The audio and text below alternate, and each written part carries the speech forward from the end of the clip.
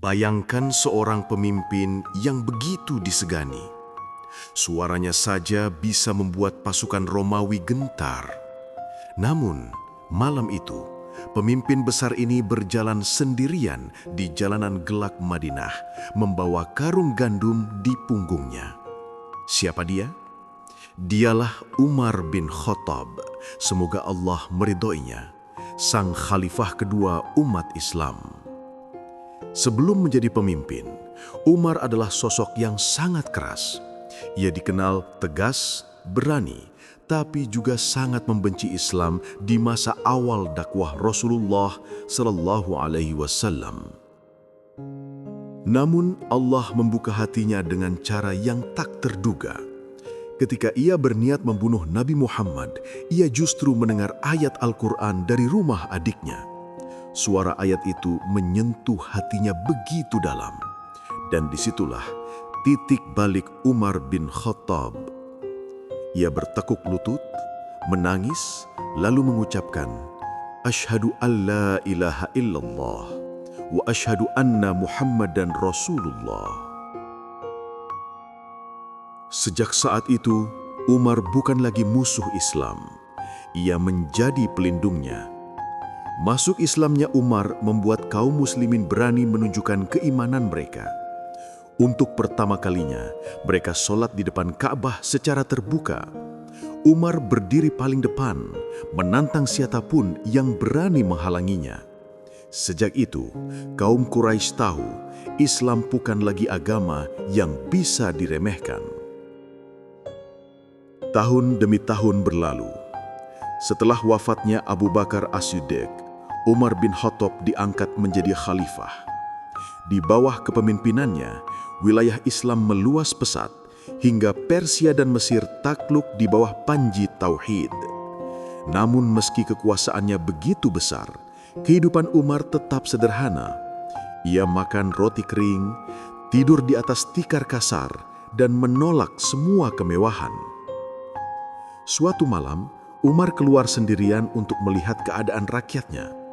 Di tengah jalan, ia mendengar tangis anak-anak dari sebuah rumah kecil. Ia mendekat lalu bertanya kepada sang ibu, "Wahai ibu, mengapa anak-anakmu menangis?" Sang ibu menjawab lirih, "Mereka lapar, wahai Amirul Mukminin. Aku hanya memasak air agar mereka mengira ada makanan." Umar terdiam. Tanpa berkata apa-apa, ia bergegas menuju Baitul Mal, memanggul sendiri sekarung gandum di punggungnya. Pengawalnya berkata, "Wahai Amirul Mukminin, biarlah aku yang membawanya."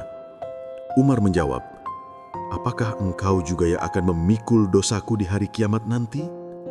Maka Umar memanggul beban itu sendiri, berjalan dalam gelap dan memasak makanan untuk keluarga miskin itu hingga anak-anaknya kenyang. Malam itu, sang khalifah menangis di bawah cahaya bulan. Air matanya jatuh bukan karena kalah dalam perang, tapi karena takut tidak adil terhadap rakyatnya. Di masa pemerintahannya, hukum ditegakkan untuk semua orang, tanpa pengecualian. Suatu hari, seorang putra pejabat menampar rakyat biasa. Ketika kasus itu sampai ke telinga Umar, ia tidak peduli siapa ayahnya. Umar memanggil keduanya dan berkata kepada rakyat itu, "Balaslah tamparan itu, karena kalian dilahirkan merdeka, bukan untuk ditindas." Ketegasan Umar membuat keadilan benar-benar hidup di tengah masyarakat Islam. Umar menjalani hidupnya dengan penuh amanah hingga akhir hayat. Ia wafat setelah ditikam ketika sedang memimpin sholat subuh di Madinah. Sebelum menghembuskan nafas terakhir, ia berdoa, "Ya Allah, izinkan aku wafat sebagai syahid di kota Rasul-Mu." Doanya dikabulkan. Ia dimakamkan di samping dua sahabat terdekatnya, yaitu Rasulullah Sallallahu Alaihi Wasallam dan Abu Bakar As-Siddiq. Semoga Allah meridhoinya. Dari Umar bin Khattab, kita belajar bahwa kekuatan sejati bukan di tangan, tapi di hati. Bahwa kepemimpinan bukan soal kekuasaan, tapi soal amanah dan tanggung jawab. Ia pernah berkata, Andai seekor keledai tersandung di jalan Baghdad, aku takut Allah akan menanyakannya kepadaku, "Mengapa engkau tidak meratakan jalan itu, wahai Umar?" Begitulah Umar bin Khattab, pemimpin yang keras di medan perang, tapi lembut di hadapan Allah.